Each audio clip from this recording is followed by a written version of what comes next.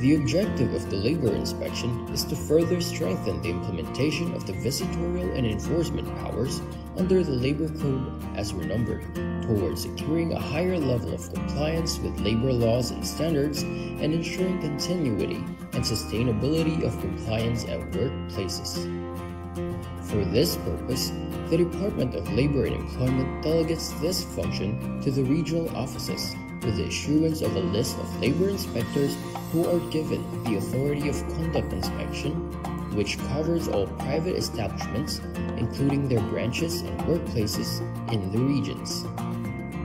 The regional offices enforce labor laws and social legislation through the conduct of labor inspection, occupational safety and health investigation, and technical and advisory visit. Special inspections may be conducted as may be deemed necessary. With the provision for mobile devices and gadgets, the DOLE developed an inspection management information system. An important feature of the system is data capture and transmittal from the field in real time, as an electronic checklist is filled up through the use of mobile devices and gadgets. Data are instantly available for viewing and processing to generate reports, statistics, and summons, including real-time monitoring of decent work indicators based on the country's decent work profile.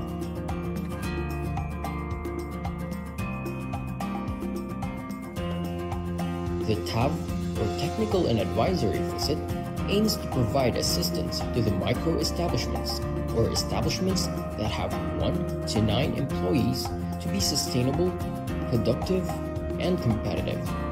It also aims to transition our micro-establishments to the formal economy that is profitable, while also complying with our labor laws and occupational safety and health standards. There are different ways or modalities to avail TAV. First is the online method. Establishments can enroll in the self-paced technical and advisory modules through our learning management system. For establishments that opted to go with online, they must accomplish the modules within 1 month from the time they registered. Second is on-site. The DOLE regional, field, and provincial offices conduct on-site or face-to-face orientation for the technical and advisory services, wherein micro-establishments are invited to attend. Third is hybrid setup.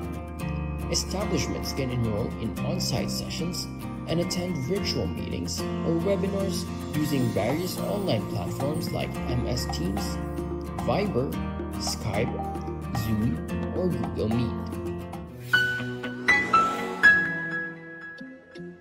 Establishment owners carry a big responsibility to comply with labor laws, including submitting reports and providing documents like payroll records during inspections. But the manual filing process is a major challenge. They need to spend time, money, and effort to fill out forms and deliver them to the DOLE office, often dealing with traffic and delays. Sometimes, there's a long wait just to confirm if the report is accurate and complete. And it's not just employers facing difficulties. DOLE employees also struggle with limited manpower and the time-consuming task of reviewing and processing these reports. The time has come for change. What's required now is a more innovative, streamlined, and efficient process for handling compliance reports. One that will simplify life not just for businesses but also for DOLE employees. Welcome to the DOLE Online Compliance Portal, your all-in-one platform for seamless compliance submissions, designed to make compliance easier and more convenient for establishment owners. Telecommuting reports? Flexible work arrangement submissions? Reporting the 13th month pay? No problem.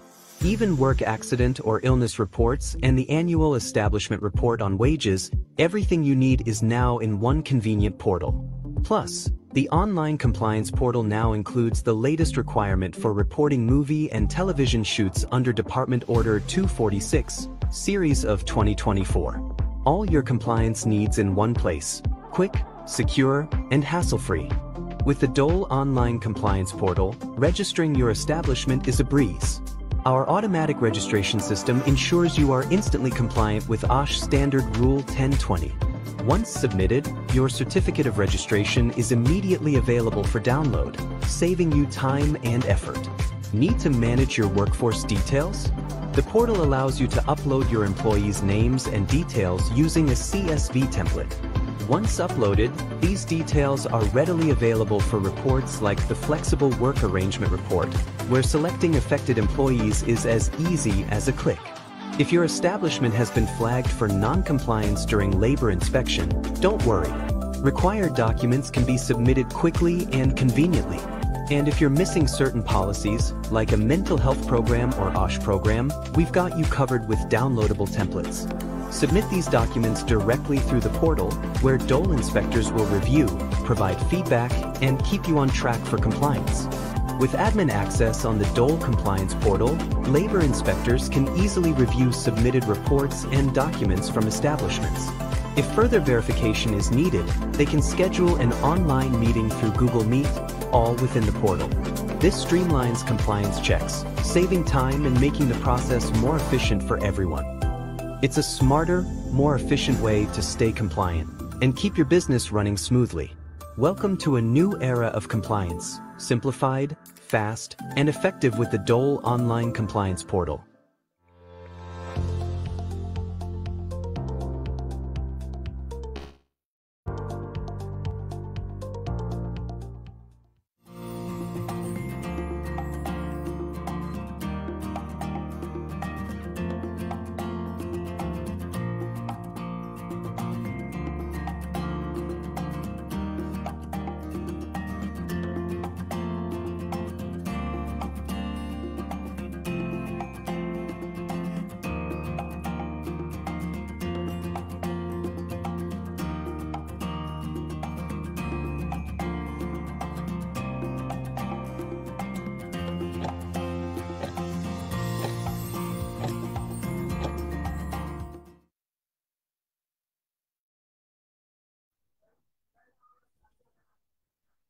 Good afternoon. Magandang hapon sa ating lahat.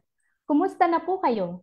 Dahil midweek na at Miyerkules na naman, oras na muli para sa isang makabuluhang talakayan na hatid sa atin ng Department of Labor and Employment. Welcome to Webinar Wednesdays, hosted by the Bureau of Working Conditions. I am Ningning Flores, your moderator for today's discussion. Last week, pinag-usapan kung ano ang mga dapat gawin para maiwasan ang sunog sa ating mga lugar paggawa.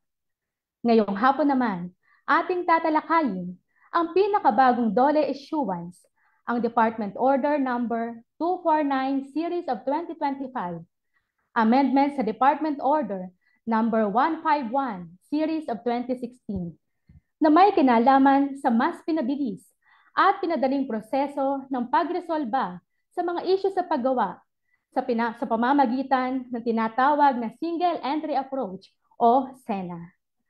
Ang Single Entry Approach o SENA ay isang sistema na idinisenyo upang gawing mabilis at patas ang paglutas ng mga problema sa trabaho nang hindi kinakailangan ang mahal at mahabang legal na paglilitis, bagkus sa tulong ng 30-day mandatory conciliation and mediation procedure.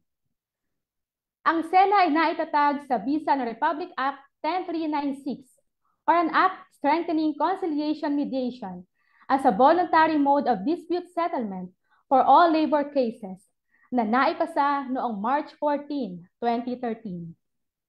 Kaugnay na ika-12 taon ng pagkapasa ng RA 10396 sa Biyernes, March 14, at ng pagiging epektibo ng Department Order Number 249-25 noon lamang nakaraang Lunes, March 3. Kaya inihahandog ng DOLE Bureau of Working Conditions ang topic natin ngayon upang maging updated tayo sa mas pinaghusay na SENA program. Before we begin the webinar, let us have a short prayer.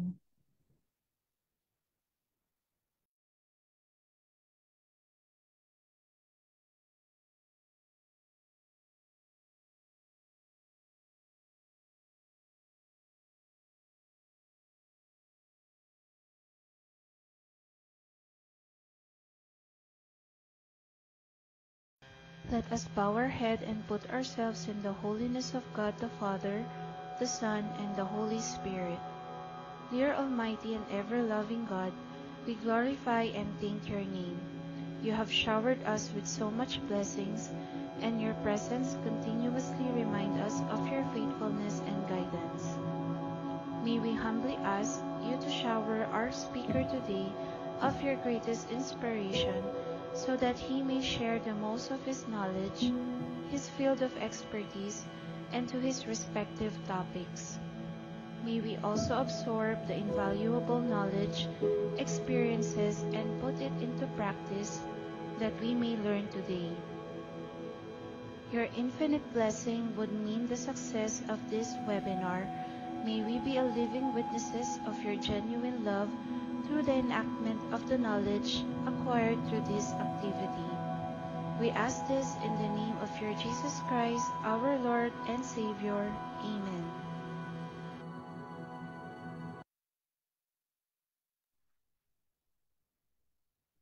Good afternoon once again, and welcome to Season 3, Episode 7 of Webinar Wednesdays.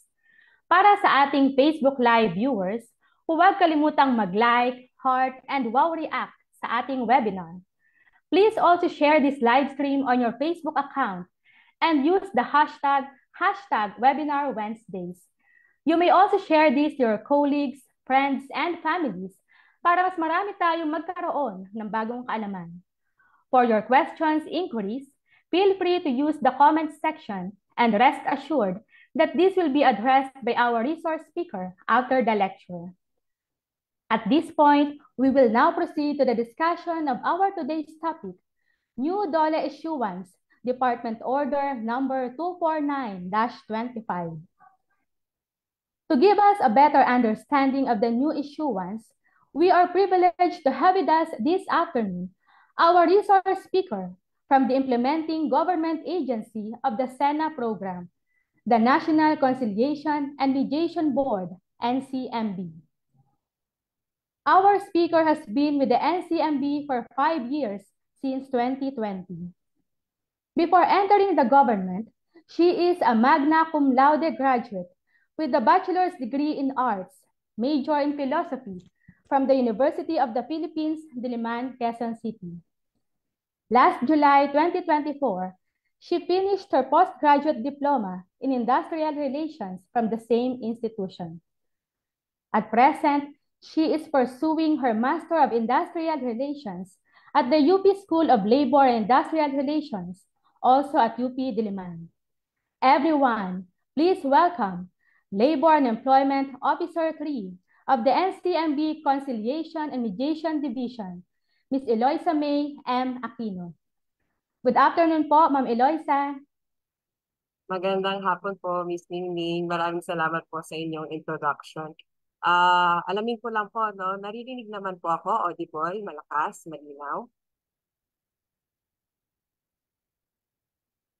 Yes, ma'am, malakas po. Sige po, salamat. So let me share my screen.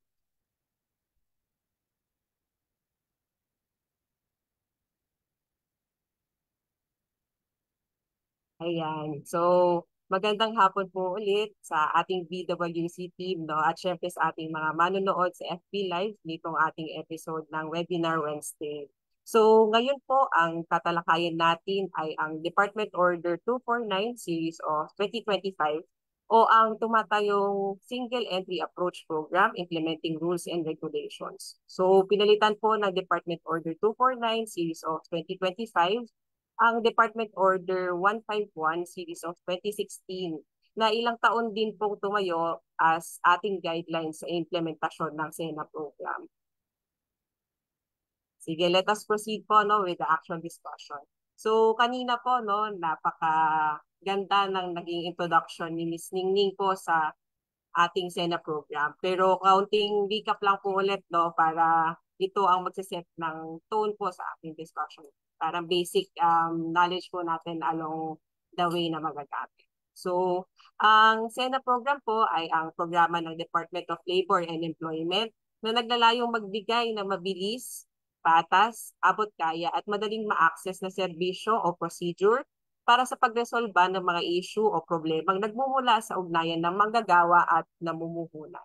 So, sa loob po ng 30-day mandatory conciliation mediation procedure nais po natin na malayang makapag-usap ang dalawang partido tungkol sa mga issue at magkasama magtulungan upang makahanap ng solusyon para hindi na po lumaki ang mga problema. At yun nga, ang goal talaga natin ay mapanatili ang kapayapaan sa lugar paggawa. So ngayon, ano nga ba ang bago sa Department Order 249 Series of 2025 at bakit natin kinailangan i-amend pa ang noon ng existing na SENA Implementing Rules and Regulations? So ito po yung summary ng amendments. So una, dito po sa ating bagong rules, bukod po sa physical o on-site modalities rather, idinagdag na natin ang ating online process na pag-file, pag-handle, at pag-dispose ng ating mga requests. So buhat po ng advancement ng technologies, dapat lamang po ng ating serbisyo ay maging accessible na rin online para po mas marami ang ating mga maserbisyo ng mga tao. So ito pong dalawang magkasunod na ito, yung number 2 at 3, ay interrelated. No? Itong ating bagong rules ay pina-ikli or pina-simplify dahil ang ibang mga provisions sa dating IRR ay tinanggal muna at ililipat sa magiging internal rules naming mga DOLE personnel na naghahawak ng RFAs. So ang gusto po natin dito sa bagong SENA IRR ay ang focus po ay yung magbigay ng guideline sa inyo na aming mga kliyente. So yung phrasing o anggulo po ng ating guidelines ay nasa perspective ng mga clients na lumalapit po sa amin para makapag-avail ng aming service. So ngayong hapon, in the interest of time, hindi na po natin talaga isa-isahin yung provisions ng ating bagong guidelines. Ngunit please allow me to share and highlight the salient provisions of the new SENA IRR. So punta po tayo sa general provisions. So sa ating title, ang ating guidelines o rules ay inisyo upang i-implement ang Article 234 ng Labor Code of the Philippines as amended by Republic Act 10396, o yung nabanggit ni Ms. Ningning kanina sa introduction. So ang direktiba po rito ay ang pagdaan sa conciliation mediation ng mga issue na nagmumula sa ugnayan ng manggagawa at namumuhunan. Ang layunin po natin ay gamitin ang conciliation mediation bilang unang level para subukan na lutasin ang mga issue o problema sa lugar paggawa. So itong ating Department Order 249 Series of 2025 ay maaari ring tawagin bilang single entry approach implementing rules and regulations o mas maikli SENA rules o SENA IRR. So hina-highlight ng SENA rules ang paggamit ng conciliation mediation sa voluntaryong pag-aayos ng mga problema sa trabaho at pagpapatibay sa aming mga ahensya o opisina na nag-iimplementa ng SENA program.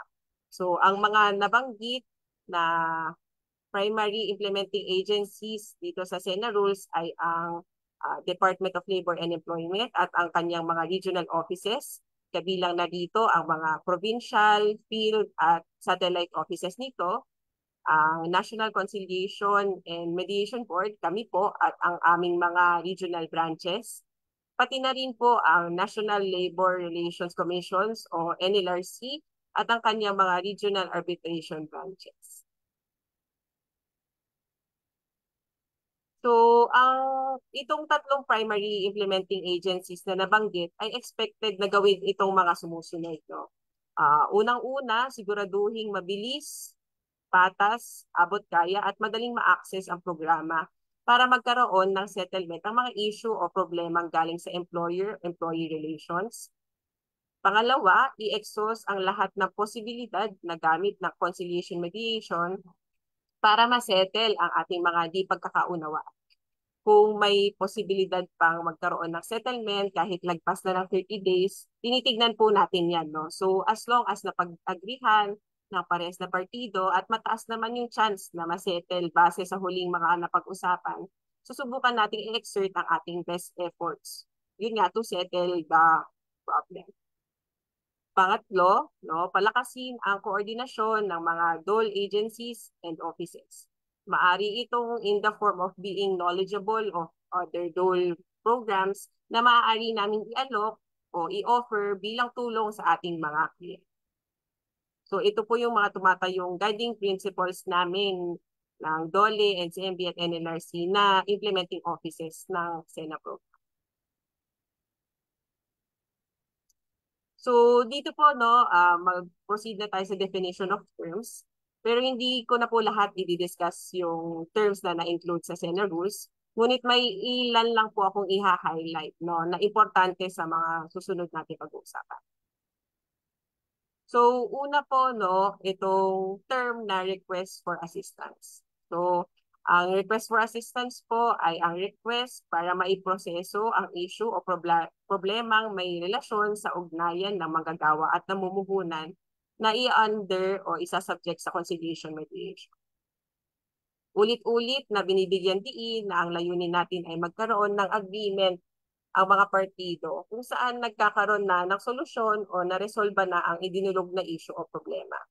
At dahil nga ang aming layunin ay ma-exert at i-exhaust ang all-out efforts, maaaring matalakay o mag-subsume ang RFAs ng ilan pang mga request na may kilalaman sa ibang serbisyo o programa ng DOLE. So ito po yung ating definition for request for assistance o later on po baka nag-shift ako, no? Ang tawag ko po ay RFA. Ito naman pong pangalawang term ay yung requesting party. So ang requesting party po sa SENA rules ang tumutukoy sa sino man pong may problema sa trabaho.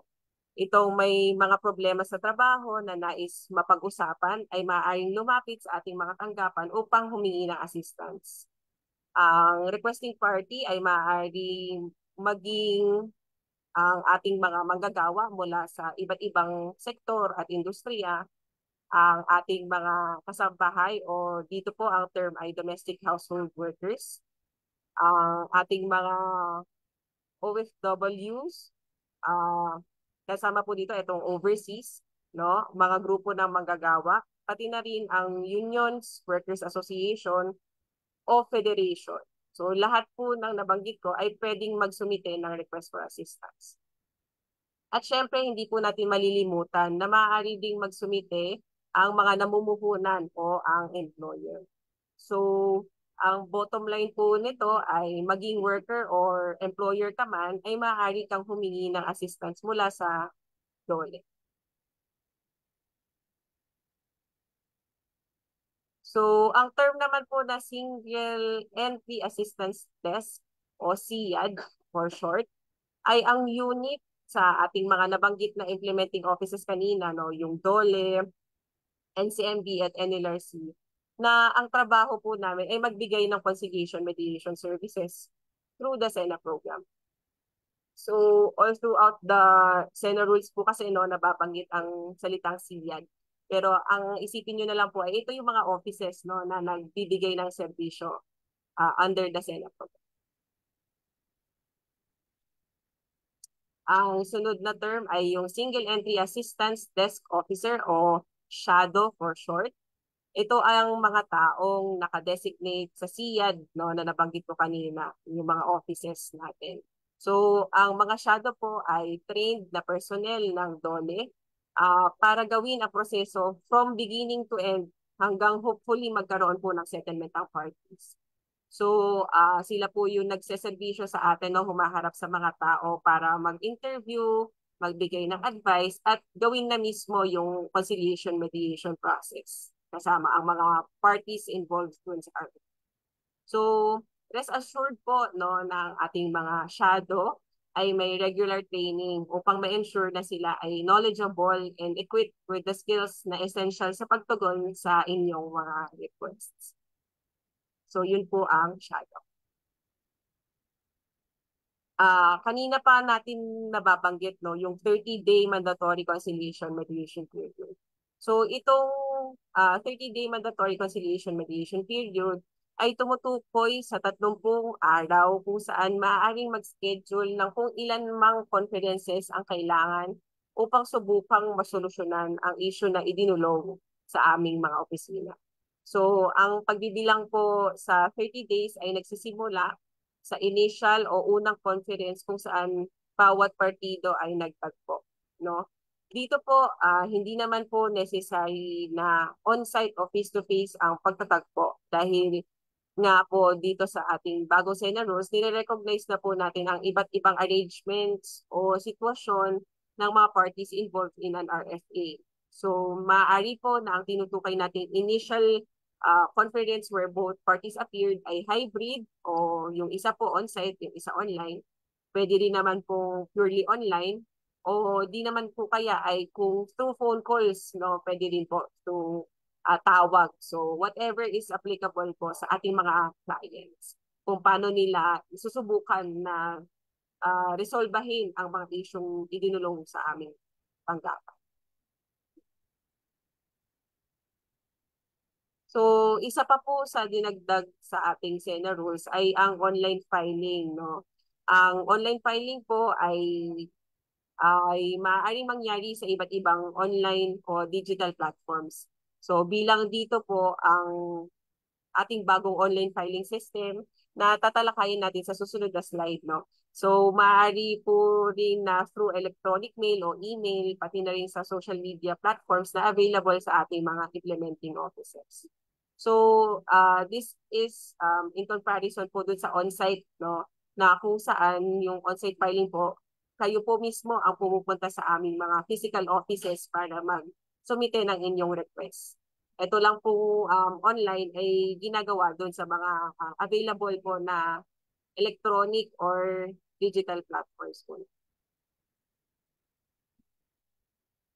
So, tumungo na po tayo dito sa term na SENA Online Filing System. So, sa SENA rules po, no, very generic lang po yung presentation niya. Kaya ang pangalan niya ay SENA Online Filing System.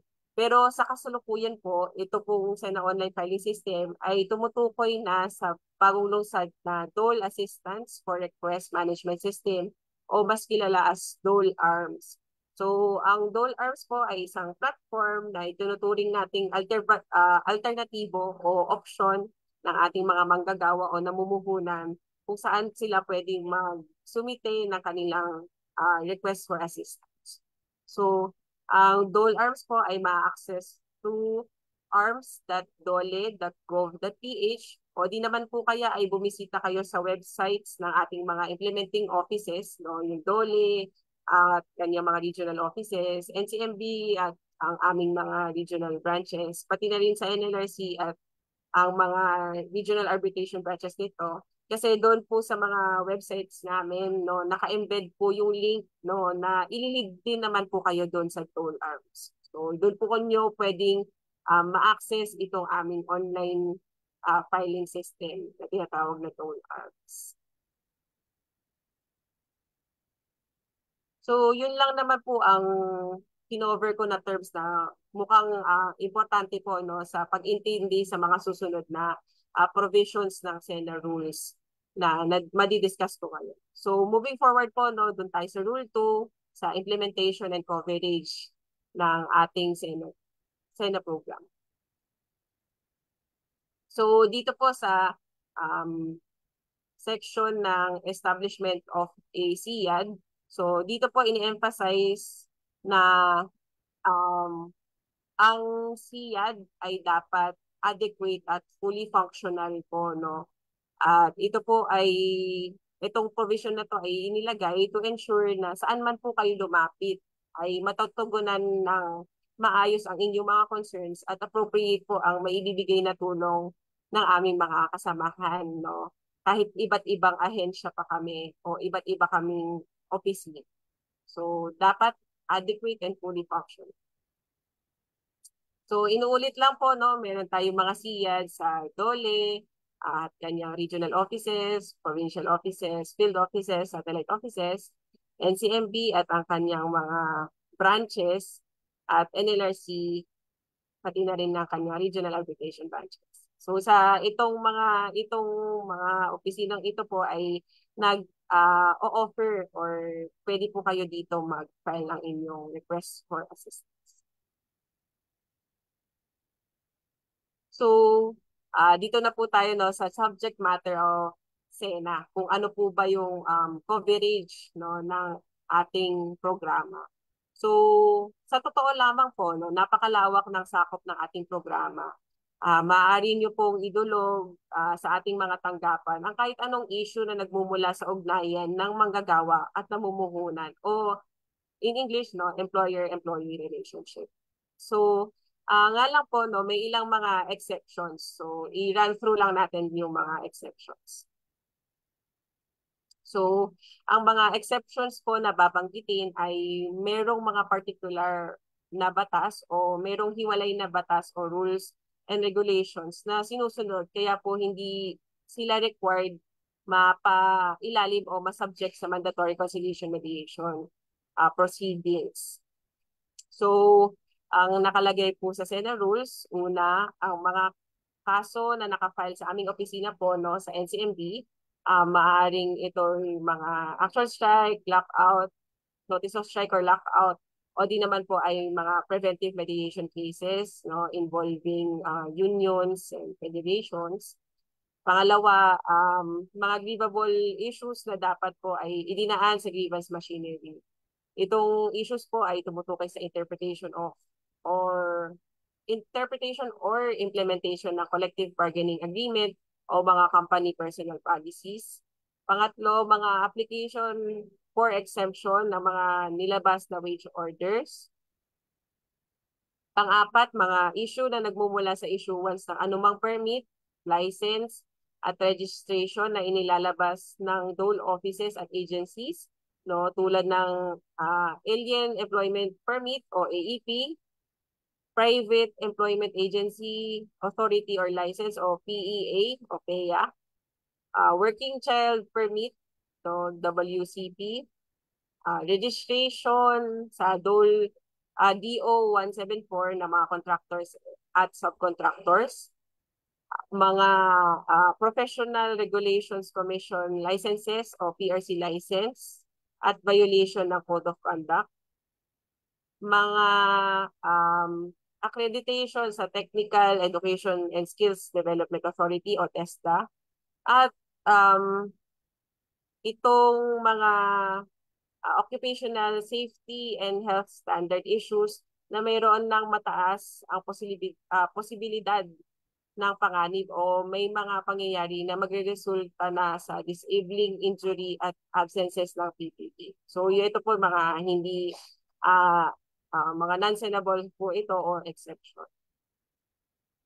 Pang-anim, mga violations sa SSS, PhilHealth at Pag-ibig. Ito ay maaaring tungkol sa non-registration o di kaya naman ay non-payment o underpayment ng mga remittances o contributions ng mga ehensyang nabanggit. Pang-pito, kung may quick claim and release na execute sa harap ng isang shadow o case officer involving the same set of claims. At pangwalo, kung ang issue ay tungkol sa alitan ng mga union, may it be inter-union or intra-union. Dahil nga po, ang mga nabanggit ito ay mayroong mga particular na batas o may separate na rules and regulations na sinusunod. So, paalala lamang po, no, kahit po may mga listahan tayo ng exceptions sa SENA program, pinapaalala po namin na maaari pa rin po kayong lumapit sa aming mga tanggapan kung may mga concerns po kayo sa mga nabanggit na exceptions. No? Bukas po at handa ang ating mga tanggapan na i-accommodate pa rin ang inyong concerns at tulungan kayong suriin kung anong klaseng tulong pa ang maaari naming ibigay sa inyo. No? Paulit-ulit naman po na binibigyan diin na ang aming trabaho ay bilang mga kawani ng DOLE ay i-exhaust ang all-out efforts na maaari namin ihatid sa inyo. So kahit po mayroon tayong listahan ng exceptions, kung sa tingin nyo po ay makakatulong kami, no, handa naman po kaming tumulong at pakinggan kayo, no, ang inyong mga narratives para po yun nga, agaran nating ma-actionan kung ano man pwedeng namin ibigay na tulong sa kanila. So, nabanggit kanina po no, na ang Overseas Filipino Workers o OFWs ay sakop pa rin ng ating programa. So, tuloy-tuloy pa rin po ang ating pagtugon sa issue at claims ng mga OFWs without prejudice po sa services na maaaring ibigay ng Department of Migrant Workers o DMW. So, tumungo po tayo no, sa Rule 3 o ang mga procedures ng requests for assistance. So, going back po sa ating napag-usapan kanina, ang requesting party po ay maaaring isang worker o employer. So, ni-reiterate lang po dito dahil yung kanina po, di ba, definition of term. So, dito, ang binabalikan po natin ay ang requesting party ay maaaring isang worker o employer. So, in case of absence or incapacity po ng ating requesting party, maaaring ang immediate family member in case of a worker o di naman kaya po ay isang duly authorized representative ng worker or employer ang mag-file ng RFA para sa kanya. Nga lang po, dapat tandaan na mayroong special power of attorney o SPA ang representative. Kung yun nga po siya ang mag-file on behalf of the requesting party. Kung sakasakali naman po na korporasyon o juridical entity po ang requesting party, isa po sa mga babanggitin ang kailangan niyang maging supporting document no as representative. So dapat po katulad nung sa nabanggit ko lang no, dapat po ay may SPA siya o special power of attorney o di ka na naman po ay board resolution o kaya naman ay secretary certificate. So alinman sa tatlo ang kailangan i-present para as proof na kayo ang authorized representative. So, dito po, no, kung sa hindi inaasahang pagkakataon ay patay na po ang ating requesting party, maaaring ang kanyang heir o tagapagmana o di kaya naman po ay kahit sinong duly authorized representative ang pwedeng mag-file on behalf of the deceased kung meron naman siyang maiprepresentang mga dokumento.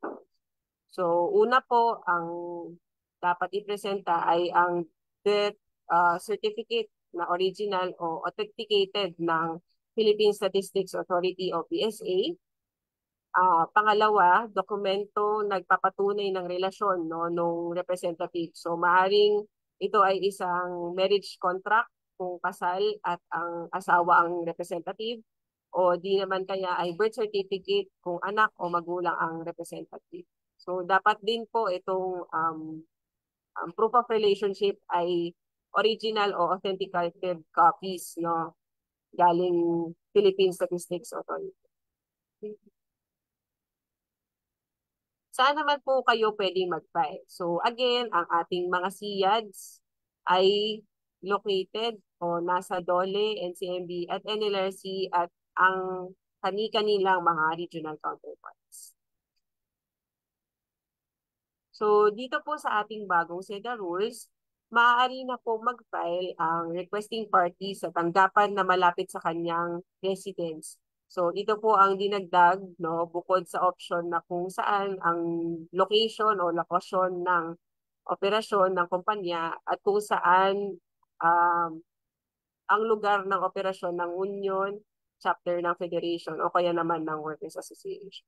So yung pinakabago pong nadagdag dito ay yung maaari na po mag-file sa malapit na tanggapan sa residence ng ating requesting party.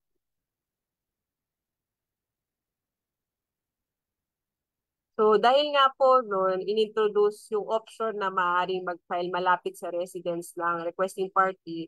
So posibleng nasa labas po yun ng region kung saan nag-ooperate yung business operations. No? So responsibilidad po ng ating mga SIADs o ng mga implementing offices involved na magkaroon ng coordination upang makapag-facilitate ng conferences towards settlement ng concerns raised. So dahil nga po ang mangyayari magkaibang opisina no, na ang maghahawak o kung saan na-file yung concern ni requesting party pero yung operations ay nasa ibang region. So kailangan po magkaroon ng coordination between those two offices. So, ang sinasabi lang po dito, no, dapat i-assess ng mga tanggapang involved kung ano ang maaaring gawing arrangements para ang dalawang partido ay makapagtagpo. No? Pwede naman pong face-to-face o di kaya naman po virtual o hybrid. So, whatever fits no, the situation of the parties.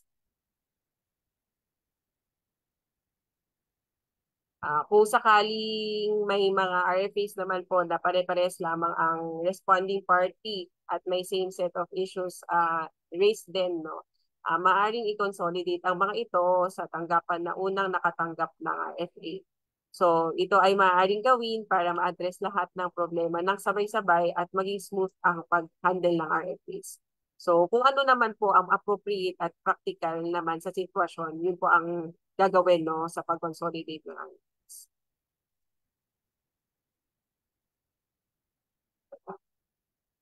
So tumungo po tayo no, sa Rule 4, so action on the request for assistance. So dito po no, ipapakita ko po yung mga flowcharts kung paano pinoproseso ang ating mga natatanggap na RFAs. Depende sa mode of filing o di kaya naman po sa type of requesting party. So una po ay ang flowchart para sa mga RFAs na i-final through personal appearance.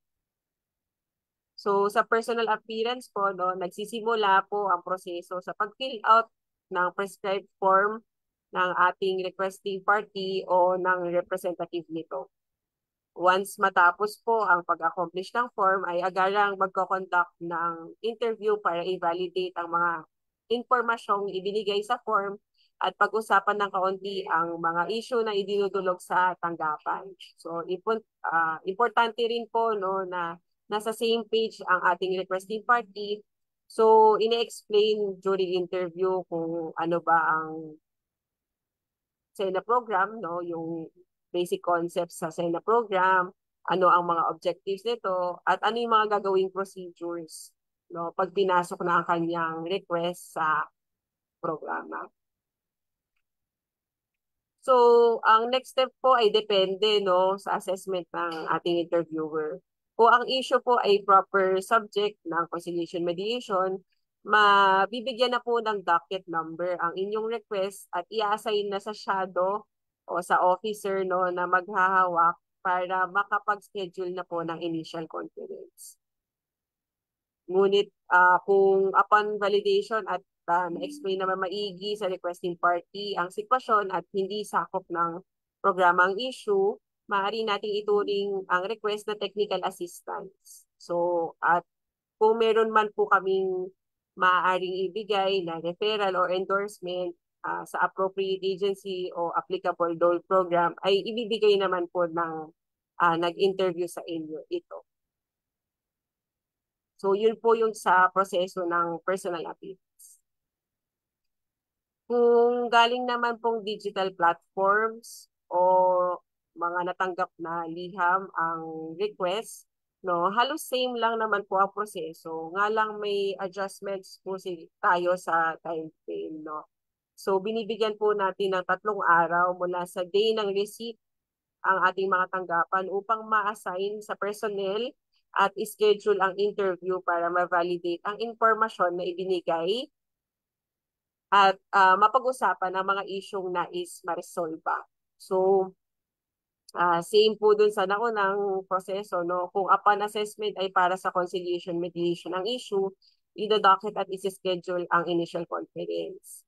So, kung hindi naman po ay ituturing itong technical assistance at again, kung meron po kaming pwedeng maibigay na referral o endorsements appropriate office or programs, ay ibibigay natin sa requesting party.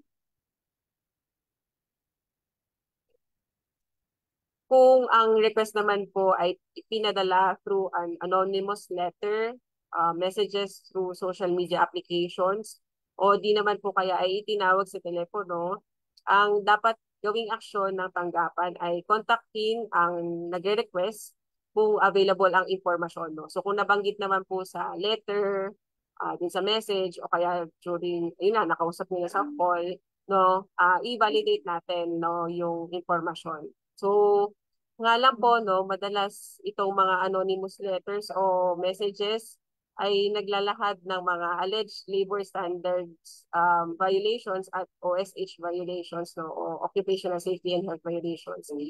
Kaya naman po ito ay nire-refer sa DOLE Regional Office na concerned para sa posibilidad na mag-conduct ng labor inspection. So ito po yung paggaling sa anonymous, no, na ang request po talaga ay ma-check no yung kanilang establishment kasi may alleged labor standard violations o OSH violations. Ang next po na flowchart ay kung sakali naman po ang inyong RFA ay involving a diplomat, no? Ang tanggapan na makaka-receive ng inyong request ay aabisuhan muna, no? Aabisuhan muna ang requesting party na kailangan muna naming i-verify kung covered ba ng immunity ang nasabing diplomat. So, ang shadow po ay ang dapat mag-explain sa inyo na meron pa po parang additional na layer na kailangan namin gawin para ma-check no, kung covered by immunity ang involved na diplomat. So, itong additional layer po ay nakikipag-ugnayan po kami sa Department of Foreign Affairs ukol sa mga ganitong concern. So, depende po sa sagot ng DFA ang ating course of action. So, kung covered ng immunity ang diplomat ay ino-course through na natin yung issues sa DFA na. Pero kung hahayaan naman tayo ng DFA na i-process ang issues sa aming tanggapan at ang mga issue naman ay pwedeng i-subject for mandatory conciliation mediation, mag-a-assign na kami ng docket number at magsa-schedule na ng initial conference. So, kung sakasakali na hindi po nag-appear sa dalawang magkasunod na conferences ang diplomat, ay maaari po tayo mag-issue ng referral sa appropriate agency na may jurisdiction dun sa issues na may raise dito sa RFA.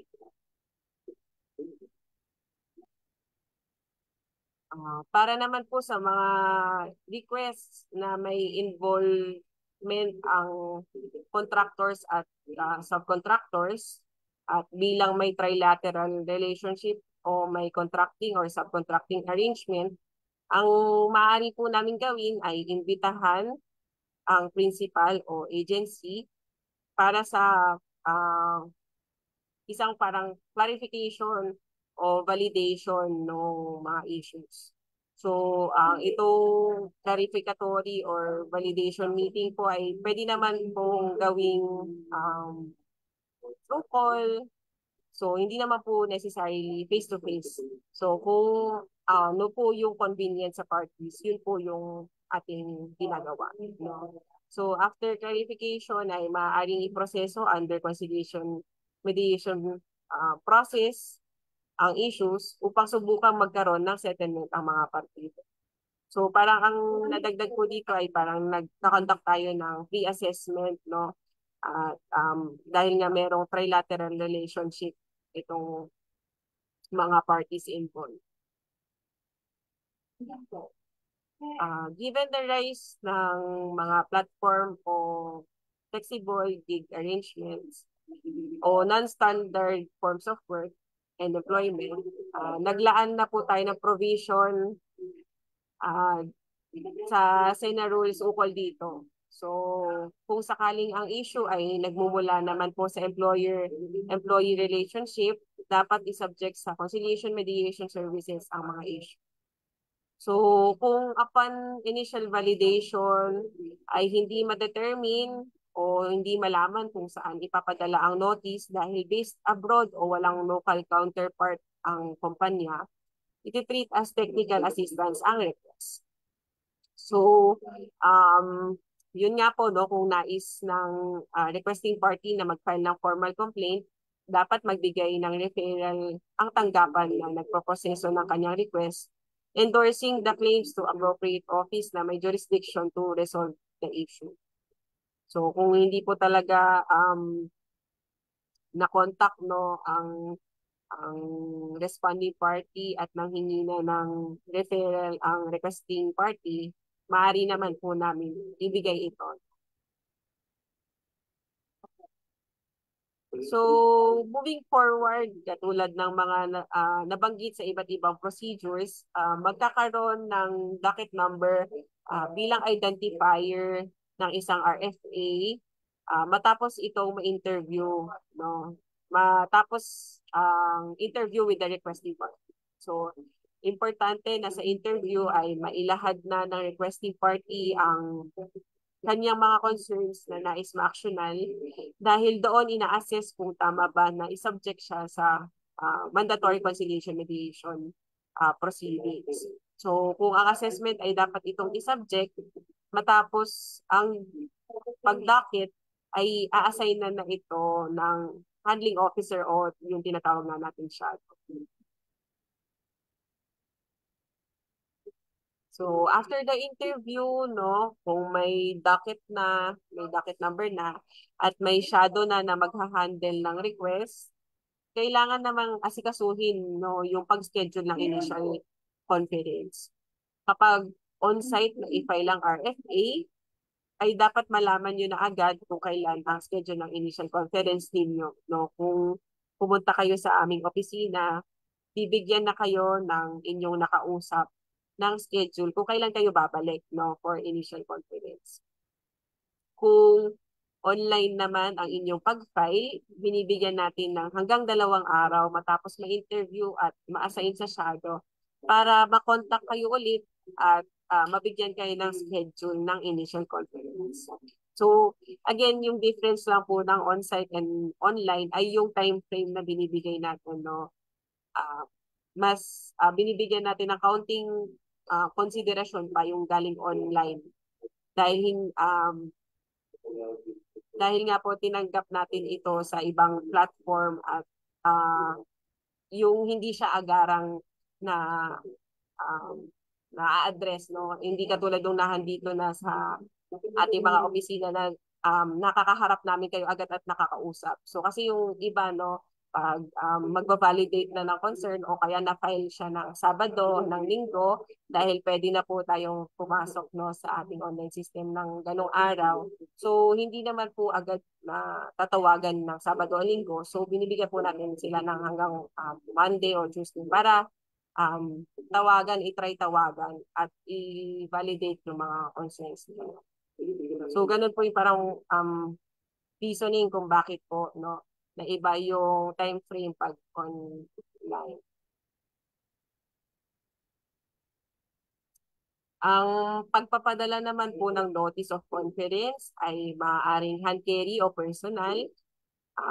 Pwede rin pong through electronic mail o email, courier, o di na naman po ay digital platforms such as Viber, Messenger, and other digital platforms. Dapat lang po siguro isa-isip na importante sa parte ng mga requesting party na maibigay ng kompleto at tiyak ang mga address at iba pang contact information ng responding party. This is to ensure na ang kanilang partisipasyon at pagdating sa mga conferences na isa-schedule natin. Kasi baka naman nga po hindi nakakarating talaga sa kanila, no, yung pinapadala nating notice, kaya hindi sila nakaka-attend. So, importante po na makuha natin yung accurate, no, at kompletong mga impormasyon nila.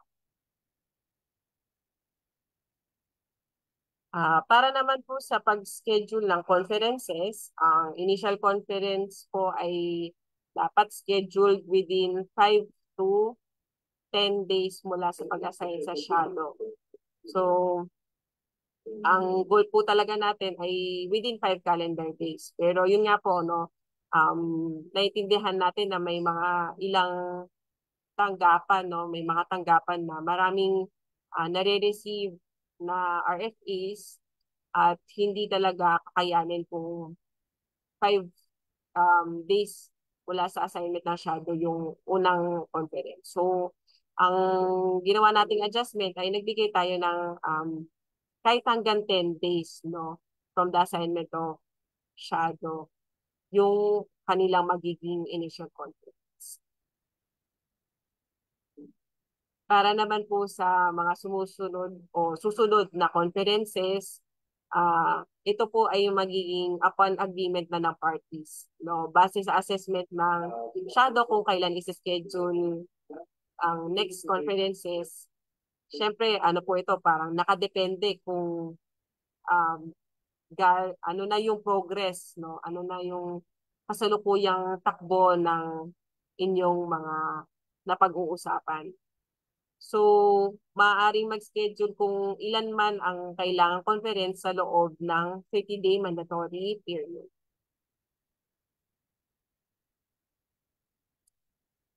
Kung sakaling kailanganin na mag-reset ng conference o yun, ito yung parang hindi pala makaka-attend, no, yung isang partido, ito po ay pwede lamang gawin kung may reasonable ground ang pag-request ng resetting at pumayag naman yung kabilang partido na apektado dahil nga hindi matutuloy yung naunang naibigay na schedule. So, ito ay dapat ma-schedule maximum 3 days from the original na date ng conference. So, dito naman po sa extension, no? Kasi nire-recognize naman natin na may mga pagkakataong lalagpas sa 30 days ang pagproseso sa isang RFA. Ang paalala lang po natin dito ay kung mag-extend man, ito ay dapat hanggang 15 days lang, no? At ito ay ginagawa kung may kasiguraduhan na magkakaroon ng settlement ang nasabing extension at syempre may consent o pinagkasundoan na magkabilang partido ang extension nito.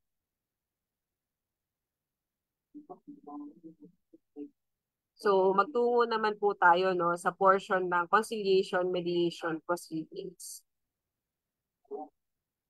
So, ang ating mga conferences, no, nasabi ko po kanina, ay maaaring gawing face-to-face o di naman po kaya ay through digital platforms. So, ilan sa mga sikat na online platforms na ginagamit ng ating mga tanggapan ay Zoom, no, ang Google Meet, video call through Facebook Messenger, o di naman kaya ay Microsoft Teams.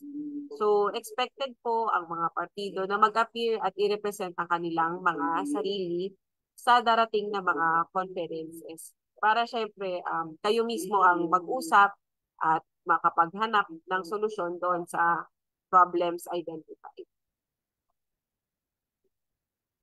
So, dito po, no, nakalagay na lawyers are not encouraged from attending or participating in the conference except when they are the requesting party or the employer or the duly authorized representative. So, dahil nga po ang SENA ay gumagamit ng conciliation and mediation approach, ang proseso po ng ating pagresolba sa mga issue o problema ay non-litigious at non-technical in nature.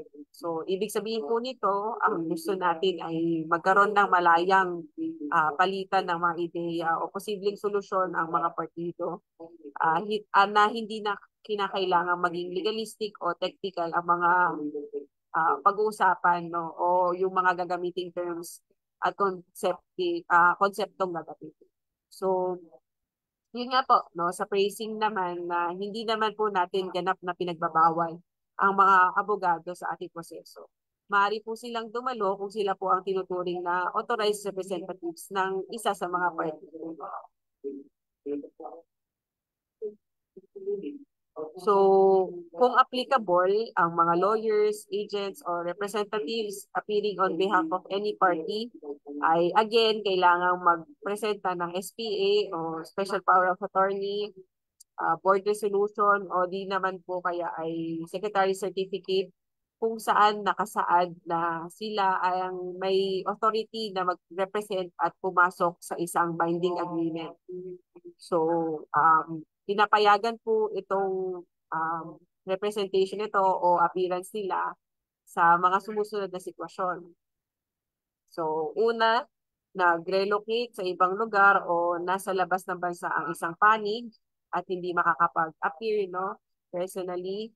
So, kinailangan na merong representative. Pangalawa, ang requesting o responding party ay minor o physically incapacitated. Pangatlo, no, kung sakaling namatay ang isang panig na pending pa ang RFA. So sa ganitong sitwasyon, no, dapat magpresenta ang representative ng original o PSA authenticated copy ng death certificate. At again, no, yung proof of relationship through birth certificate o marriage certificate na original o PSA authenticated copies. So dun naman po sa representation, no, as you may have noticed, similar lang naman po yung set ng documents na hinihingi natin, no. Kasi gusto lang nating patunayan, no, yung relationship doon sa taong nire-represent. At yun nga, may authority sila to enter into agreements, no, na binding at kailangan nilang sundin. So, dito na po tayo sa conciliation mediation process, no. So, kahit saan nyo po idulog ang inyong mga reklamo, ay uniform po ang conciliation mediation process na ating gagawin upang subukan na i-address ang inyong mga issue. So, unang-una, ang ginagawa po ay aalamin at ika-clarify kung ano nga ba ang gustong pag-usapan at masolusyonan sa ginagawang paghaharap at pag-undergo sa conciliation mediation.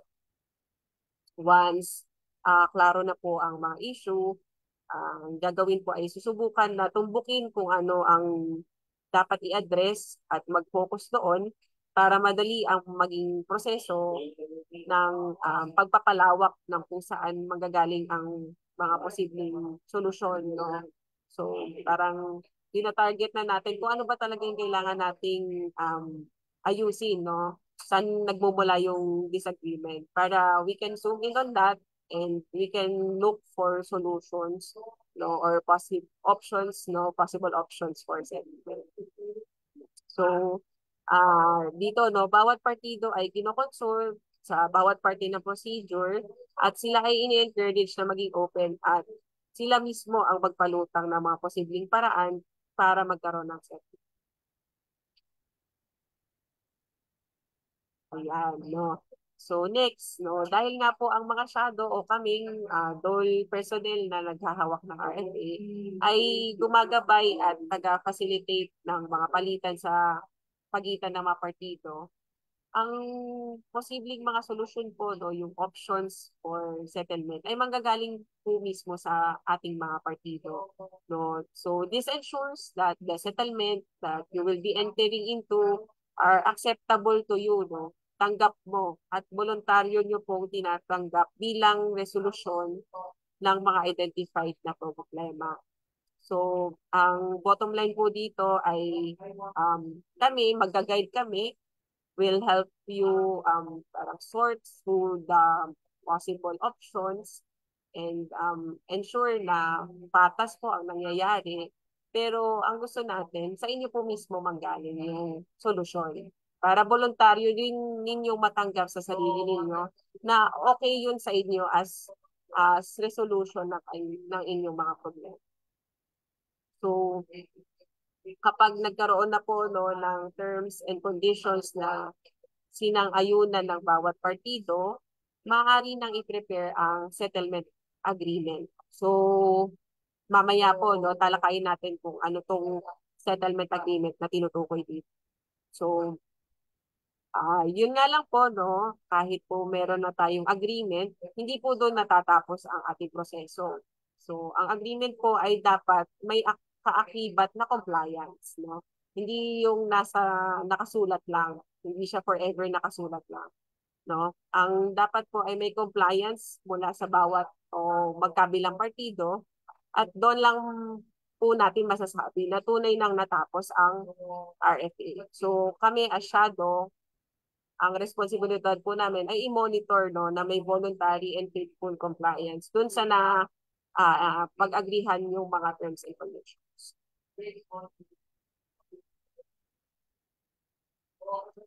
So, punta po tayo no, sa rule ng settlement of RFPs. So, sa rule na ito, it is reiterated no, and highlighted that as shadows, ang obligasyon po namin, actually, hindi lang po yung shadow, no? Pati kayo, mga partido, na obligasyon natin pareha, shared responsibility and obligation, na exert ang ating best efforts to facilitate voluntary settlement within the 30-day mandatory conciliation mediation period.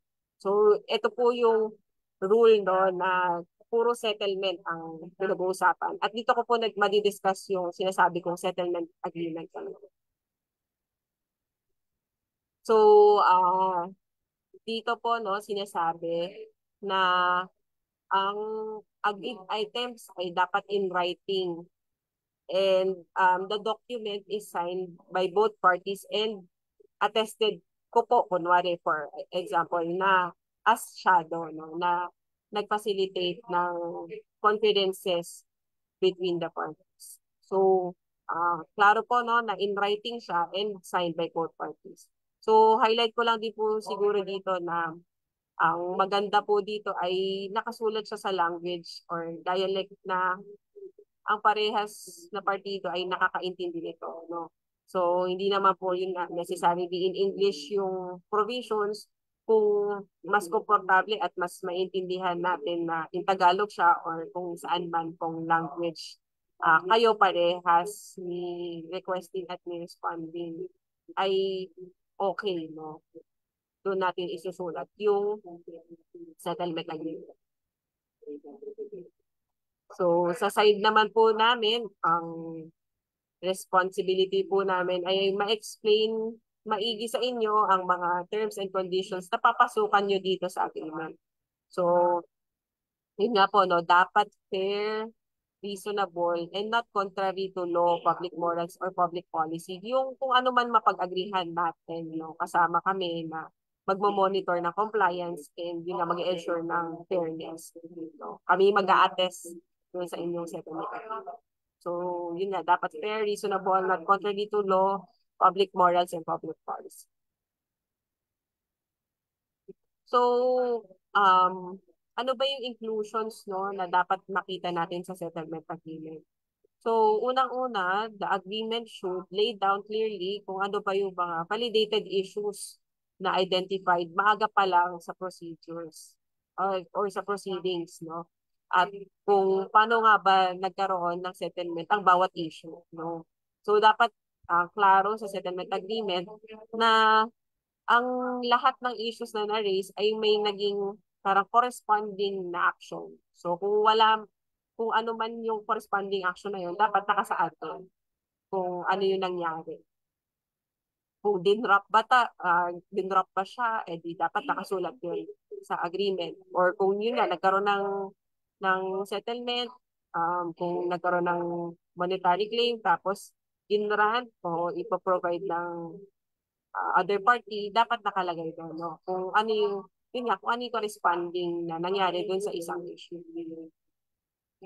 At syempre, nakasaad kung ano-ano ang mga dapat gawin ng bawat partido as compliance sa agreed terms and conditions. At syempre, dapat klaro na ang mga partido, tinatanggap nila kung ano man yung mga nakasulat na terms and conditions doon sa settlement.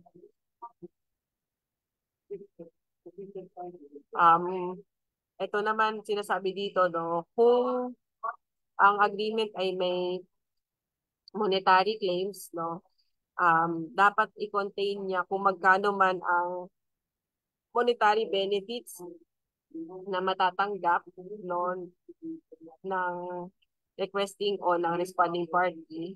Ano ang terms ng pagbayad, kung may tranches ba, at kung kailan itong mga tranches na ito. So, very clear po no, na magkano yung like in general or in total, ibibigay ba yun agad o installment ba siya or in tranches. So, dapat klaro po doon sa settlement agreement para enforceable po siya. Ayun nga, madaling i-enforce kasi very specific or very clear kung kailan dapat siya nagawa. Pero kung hindi magawa, at least alam natin na ganun yun ang gawin. So, kung applicable, ilagay din na buhat ng settlement um, na nakalagay doon no, sa settlement agreement ay may waiver na rin ng mga issues and claims addressed at hindi na ito excuse me, dapat maging subject ulit ng iba pang proseso dahil nga nagkaroon na ng settlement. So, ito, huli, so dapat may underscore sa agreement na the parties entered into the terms and conditions voluntarily na walang intimidation, walang fraud, walang violence, walang coercion. So, dahil nga 'di ba, na-recognize natin na ang conferences ay pwedeng ding gawing online o sa telephone. So, kung kaya po, no, ginawa ang conference online, dapat po i-present o i-flash sa screen ang agreement at out loud basahin ito sa mga partido. So, maaaring ang confirmation o concurrence ng parties sa mga nakasulat sa settlement agreement ay makuha through text, no? Kung mag-text sila na ay concur with the terms and conditions stipulated in the settlement agreement, mga ganon, or may message sila sa social media applications o kaya naman sa email, pwede natin gawin yon dahil nga hindi tayo nag-meet on, kung hindi tayo nag-meet on site, no? So, hindi tayo makasign ng wet signature. So, ganito ang ginagawa natin, no? Makuha yung concurrence nyo sa validated or official email addresses ninyo, phone number, para masabi na, yun nga, nag-agree kayo no, sa laman ng settlement agreement. So, yun nga, once makuha ang confirmation mula sa mga partido, so pwede namin ito i-print no, as shadows o handling officer na magiging parte o bahagi na ng records ng RFA. Parang proof namin yon na bukod sa binasa namin yun sa inyo, pinalam namin sa inyo, nag-comment kayo, nag-revise tayo. Finally, nagkaroon kayo ng confirmation or concurrence dun sa mga laman ng document file. So, piniprint namin siya and it forms part of the records.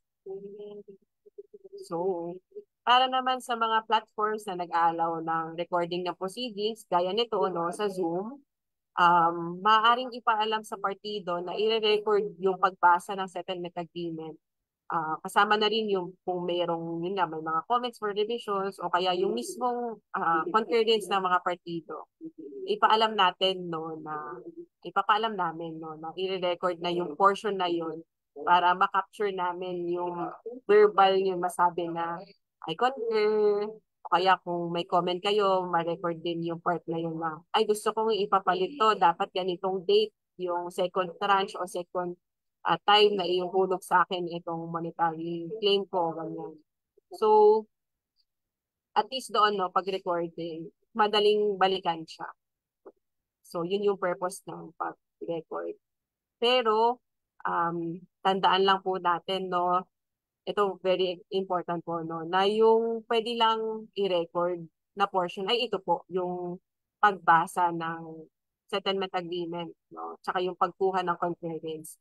Pero the rest of the proceedings po ay hindi po pwedeng i-record, no. Ito lang po yung sa settlement agreement. So sana po klaro po yun. Hindi po natin pwedeng i-record ang ibang parte ng proceedings. So, inaasahan po na ang parties ay magko-comply sa nasabing settlement agreement. So, sa side naman po ng responding party, inaasahan na sila ay magsasubmit ng compliance report, no? Kung ang agreement ay meron payment ng money claims na nakatranches, reinstatement o ibinalik sa trabaho ang isang tao, lifting ng suspension, o di naman kaya kung ano pong action ang ginawa as compliance dun sa terms and conditions stipulated in the settlement agreement. Pakatandaan lang po na ang settlement agreement po ay final and immediately executory. So binding po ito maliban na lang kung ito ay contrary to law, morals, public order, and public policy. Kaya nga po, di ba, kanina, very particular tayo sa pag-secure na may proof o um, parang authority no, sa side nung kung representative man ang pupunta. Kasi nga, binding dapat yung agreement. So, kung ano man yung ma-enter into ninyo na terms and conditions, dapat ma-comply yun. So, dito po sa walk-in settlement, no, nire-recognize po natin na may mga pagkakataon na ang mga partido ay nagkakaroon ng agreement ng sila lamang, no, na walang intervention or participation ng shadow. So, kung ganun ang nangyari, ang pwede po namin gawin na shadow ay ipatawag po ang mga partido para umappear personally at i-attest ang authenticity ng agreement. So, i-honor naman po natin yan, no? Dahil agreement yan between sa inyong dalawa. Kayo po yung mismong voluntaryong nag-enter into those terms. No, ang kailangan lang po natin gawin ay i-validate, no, yung authenticity ng agreement. So, trabaho po namin as shadow na siguraduhin yung walk-in settlement ninyo o yung settlement agreement ninyo na itinala sa amin ay voluntaryong pinag-agrihan at ang mga terms and conditions ay patas at ang lahat ay hindi contrary to law, morals, and public policy. So, katulad po ng settlement agreement na dumaan sa conciliation mediation, final and executory po ang agreement na galing walk-in. Basta po ay natapos ang responsibilidad ni shadow na i-ascertain na ang lahat ay patas at voluntaryong ginawa.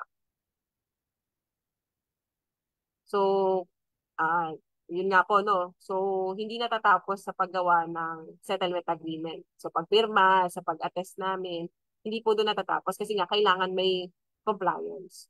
No? So, hindi naman, so ideal na lahat sumusunod. Pero paano kung, yun nga, merong mga times no, na hindi tumutupad ang either party, either requesting or responding party, may hindi sila tinupad no, na terms and conditions. Ang gagawin po dyan ay magpapatawag po kami ng conference para alamin ang ugat ng non-compliance. At hindi po doon nagtatapos, no? Tatry pa rin natin, no? Susubukan pa rin natin. Anyayahan ang mga partido na voluntaryong mag-comply pa rin sa terms and agreement, terms and conditions na nakasaad sa settlement agreement. Kung yun nga po, sakaling wala talagang plano mag-comply ang isa o both parties, ang gagawin po natin dyan ay mag-i-issue po kami ng referral para ipa-enforce at ipa-execute ang settlement agreement. So, papunta po iyon sa DO Regional Office o NLRC Regional Arbitration Branch. Siguro, ito po, no, malapit na po ako sa aking end ng presentation sa tungkol naman po sa referral ng RFAs. So, kasi naintindihan naman po natin na hindi po lahat no, ng pagkakataon magkakaroon ng agreement ng mga partido. So, meron po pagkakataon na hindi talaga nagkakaroon ng agreement ang ating mga parties no, involved in a RFA. So, ang pagbibigay ng referral ay ginagawa sa mga sumusunod na instances. Una po, no, kung kahit sinubukan naman, no, pero ang ending ay hindi talaga magkaroon ng agreement ng mga party within the 30-day mandatory conciliation mediation period, pwede po tayo mag-issue ng referral. Pangalawa, yun nga, nag-expire na yung 30-day mandatory conciliation mediation period, pero mababa po talaga yung chance ng settlement, pwede po tayo magbigay ng referral. Kasi di ba kanina, pwede naman talaga tayo mag-extend ng hanggang 15 days. Pero yun ay kung mayroong posibilidad na masettle at nag-agree both parties. Ito, na-expire na nila yung mandatory period, kaso wala talagang chance. So, ang pupuntahan na po niyan ay marirefer na po sa proper forum, no, yung kanilang issue na unresolved.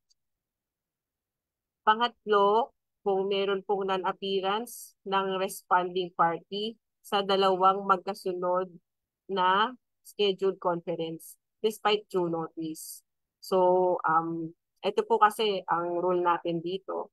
So, kapag yun nga, dalawang beses ay hindi nakapag-attend at scheduled naman ito at napadalhan sila ng notice, posibleng hindi po talaga sila interested, no, na idaan sa conciliation, mediation o magkaroon ng settlement sa mga issue. So dito po sa pagkakataong ito,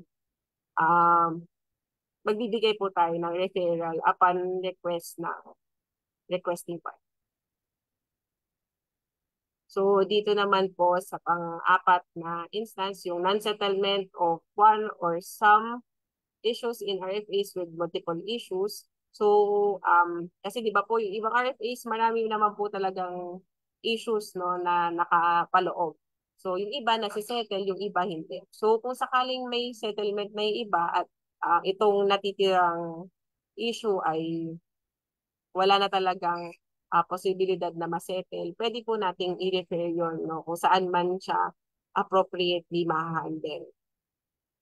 And lastly, as discussed earlier, kung may non-compliance with settlement agreement, mag-i-issue tayo ng referral for enforcement and execution. So, ang dapat po nakapaloob sa referral ay yung summary ng issues na hindi na-settle, kailan po na-refer, at syempre yung mga parties involved, no? So, kung voluntary arbitration po, particularly ang pupuntahan ng referral, dapat po specific, no, yung mga issues na isasubmit natin for arbitration. Again, no, ni-reiterate lang po ito yung kanina. So kung sakaling pong hindi karoon ng compliance sa settlement agreement, despite all out efforts na in-exert ni Shadow para sana voluntary pa rin yung maging compliance, pwede pong ang gawin ay magkaroon ng referral for enforcement ng settlement agreement for yun nga, sa ating mga DOL regional office or NLRC para yun nga, i-execute at enforce yung mga terms and conditions na inagrihan ng both parties. So, last slide na po ito, no? So, sa effectivity po, nabanggit naman po ito kanina din ni Ms. Ningning, no? Na effective March 3, 2025 po, itong dinidiscuss natin na SENA rules. Dahil na-publish po ito noong 15 February 2025 sa Philippine Star. So, after 15 days po, netong March 3, ay naging effective na po ang ating bagong SENA rules. So, yun lamang po, no, yung ating mga salient provisions sa ating bagong SENA rules under Department Order 249 Series of 2020. Ms. Ningning? Thank you very much po, Ma'am Eloisa, for the comprehensive and insightful discussion on DOLE Department Order 249-25. Ngayon po, mas naunawaan na namin kung ano ang bagong SENA rules, sino ang pwedeng mag-file, saan at kung paano ang mode of filing, ano-ano ang aasang aksyon ng requesting party sa request for assistance, at pwede na rin po palang online conferences. At meron pang bagong online filing system na dinevelop, ang Assistance for Request Management System o ARMS. Talaga pong pinadali na ang proseso para mas marami po ang tayo matulungan sa issue ng trabaho. Thank you po ulit, Ma'am Eloisa. Ngayon po ay dadako na tayo sa ating question and answer portion. Sa mga may pahabol pa po ng mga tanong, maaari nyo pang i-type sa ating comment section. Ang ating pong first question ay, ipa-flash po sa ating screen. Ano pong mangyayari kung ayaw pumunta o di sumasagot ang employer sa notice of hearing? Ayan, sige po, no. Dahil nga po ang conciliation mediation proceedings ay, ang tinatry po natin ay pag-usapin, no, mag-try na maghanap ng solusyon na voluntaryong tatanggapin ng bawat partido. So, yun nga po, kung mukhang hindi po talaga willing na magkaroon ng settlement, responding party, no, sa case ng tanong na ito ay yung employer, ang pwede po natin gawin ay after yung huli ko pong na-discuss, no, after 2 consecutive non-appearance sa scheduled conferences, despite due notice, no, na padalhan naman sila ng notices, ay pwede na pong manghingi ng referral, no, sa appropriate agency or office para po ma-process na sa yun nga, may jurisdiction na opisina yung kanilang concerns. Kasi yun nga po, evidently kung sa tanong na ito, no, na hindi po willing na mag-settle o magkaroon ng agreement yung responding party. So ganun po yung ginagawa natin, no, kung sakaling hindi po willing ang other party. Thank you po, Ma'am Eloisa.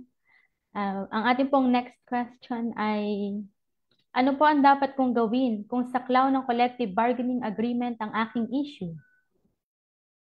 Opo, no. Una po siguro, no, pwede niyo po yan i-process, no, sa inyong grievance machinery kung applicable po, no.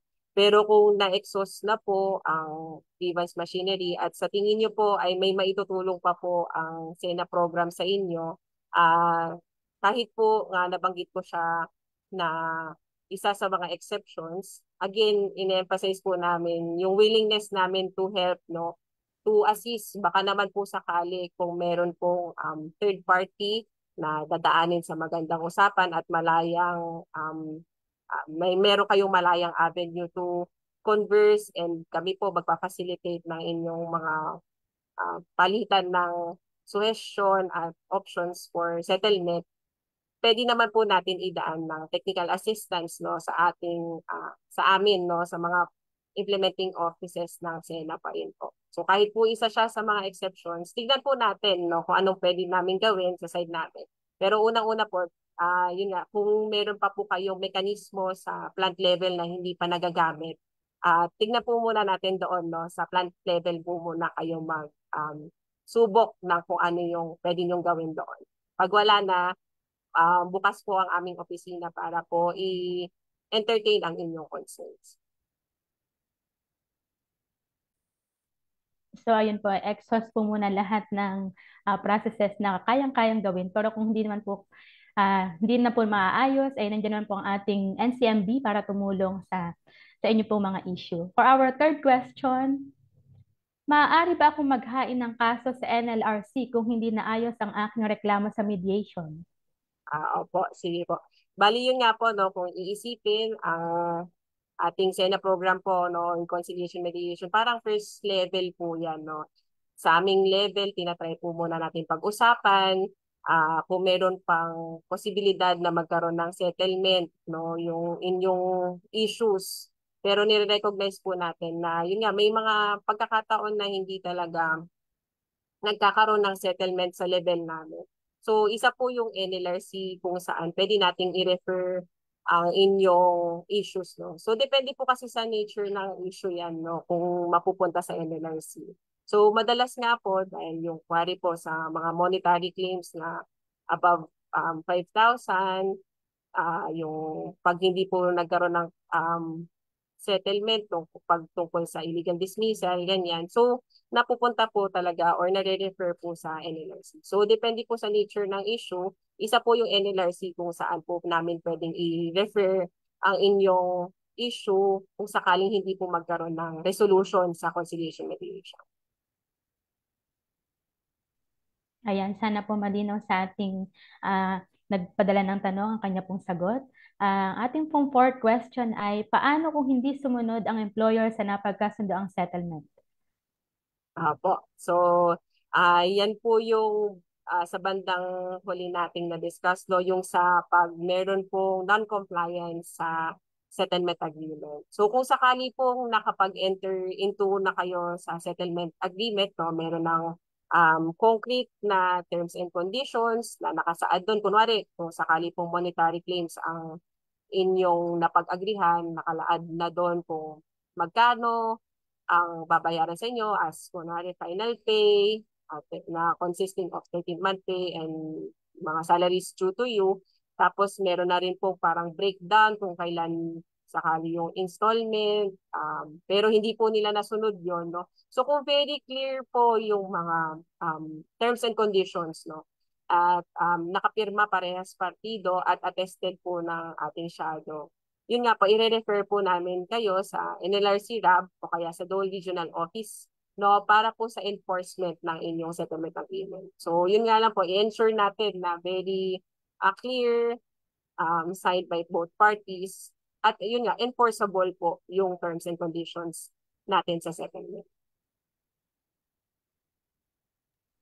Anyway, nandiyan naman po kayo mga shadow para patulungan sila na maging clear po yung settlement agreements. Di ba po, Ma'am Eloisa? Tama, ma'am. Apo. So, as shadows po, yun po ang aming responsibility.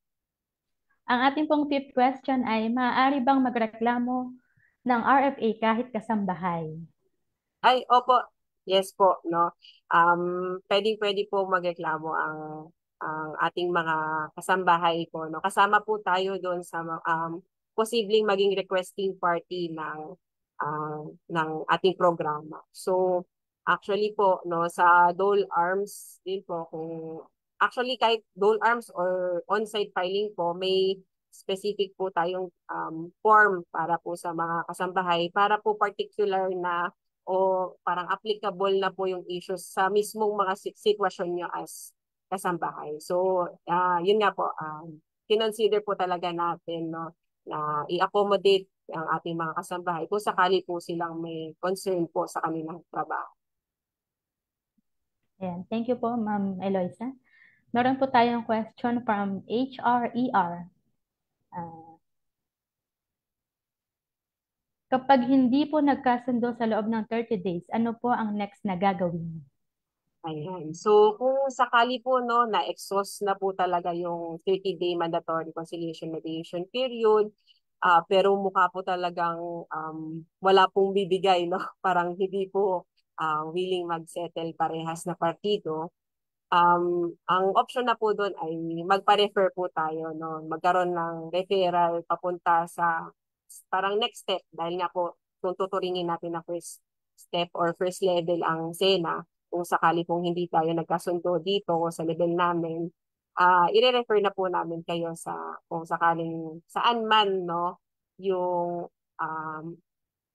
office na may jurisdiction dun sa issue na hindi nyo napagkasundo. So, depende po pa rin sa nature of the issue. Ayan. Ayan, malinaw na po.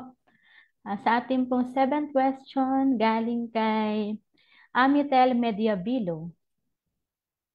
What if the SENA desk officer did not provide an official report upon amicable agreement?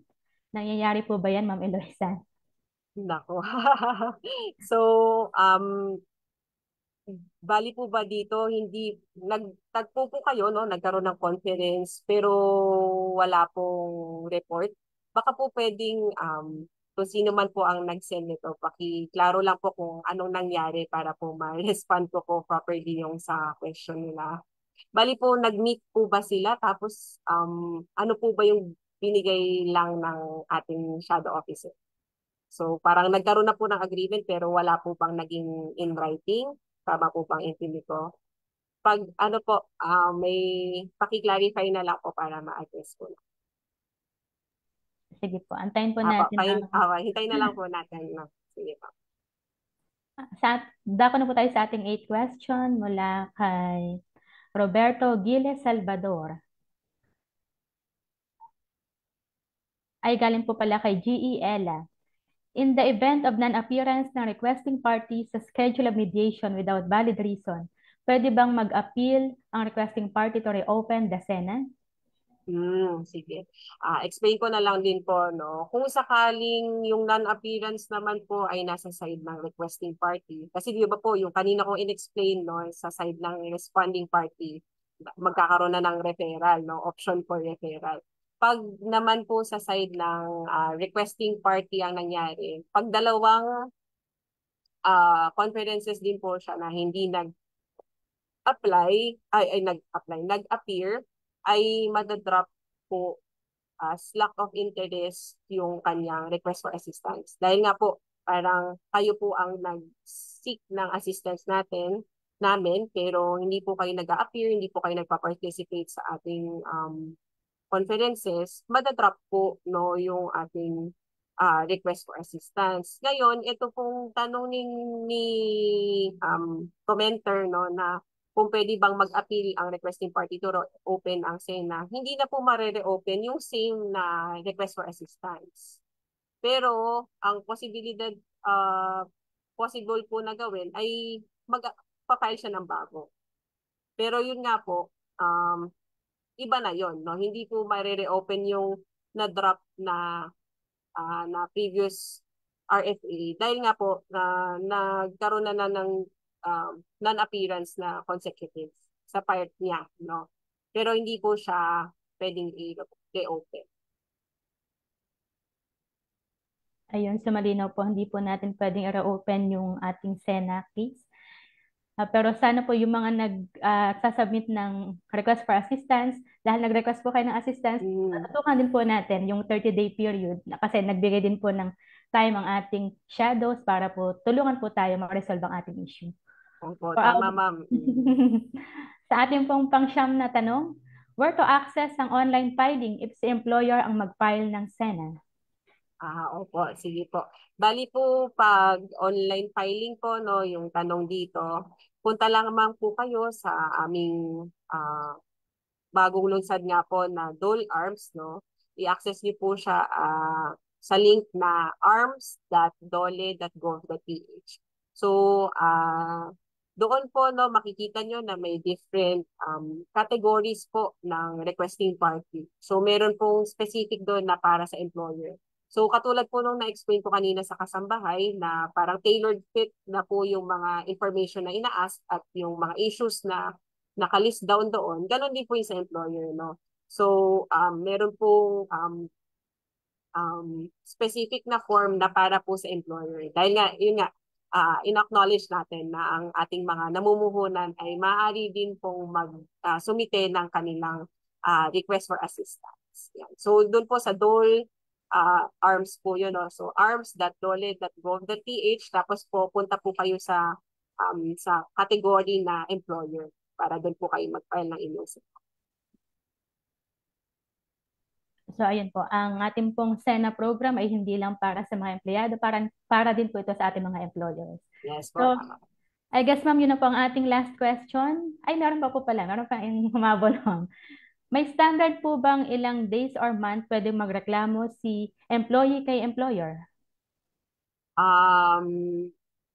Ano po kaya tinutukoy nila dito.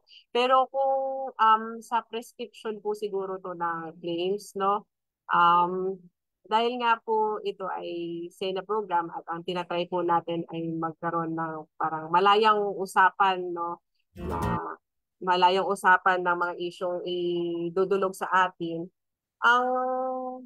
Wala naman po talagang parang standard time o yung complete na parang time frame na sinusunod natin, no, sa pag-file ng SENA. Pero siguro i-take note na lang din natin na meron pong mga prescription claims, no. Depende po sa concerns nila. So yun lang po siguro yung kailangan i-take into consideration. Pero ano naman po yun, ilang mga taon naman po yun, no, yung sa prescription claims.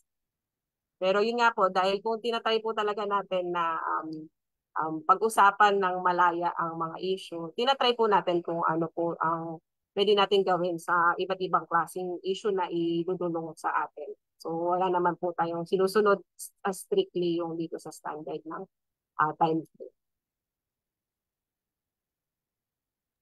So, ayun na po ang ating mga tanong, Ma'am Eloisa. Maraming salamat po sa lahat ng mga nagpadala ng questions. Kung mayroon pa po kaming hindi nasagot ngayon, rest assured po na ang aming social media team ay sasagutin ang inyong inquiries mamaya. Salamat po muli, Ma'am Eloisa, sa inyong pagsama sa amin ngayong hapon at sa pagpapaliwanag tungkol sa SENA rules. Meron pa po ba kayong final words or thoughts na gusto niyo pong iwan sa ating mga taga-subaybay sa Facebook? Wala naman po, pero ang gusto ko lang po magpasalamat sa BWC team at of course sa ating mga kasamahan dyan sa Facebook Live na nanonood sa atin. Kung yun na po, kasakali po kayo may katanungan tungkol sa aking na-discuss po, rest assured po na I'm also willing to address them, kung sakali po may naiwan kami na hindi po nasagot. So, ayun nga po, so kung kayo po ay may concerns na gusto niyo pong idulog sa SENA, accessible po 24/7 ang ating Dole Arms. Wala po yung break, kumbaga. Kahit po Saturday, Sunday, holidays, pwede niyo po yun i-access. Parte po yun ng ating serbisyo sa publiko na gawing accessible at mas mapadali nga po ang pagtulong natin sa kanila. Yun lamang po, maraming salamat.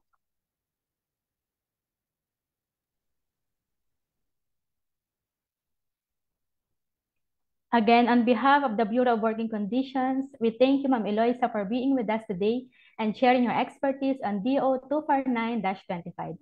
Next time po ulit.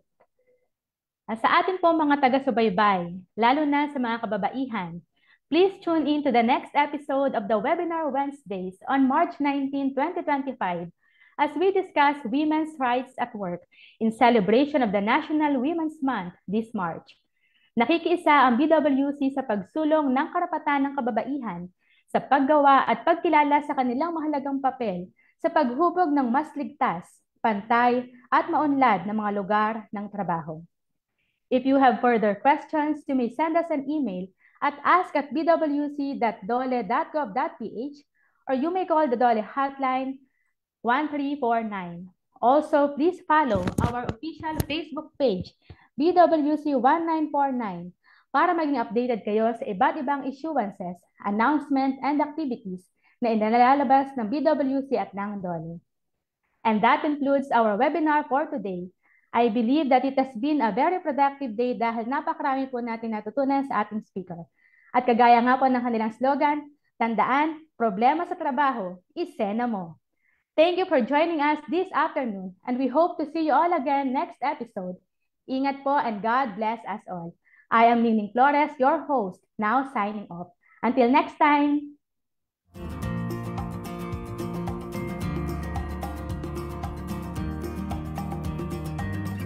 Para sa mga katanungan at karagdagang impormasyon, maaari po tayong tumawag sa Dole Hotline 1349 o sumuli sa mga Dole Regional Field Office na nakakasakop sa inyong lugar paggawa.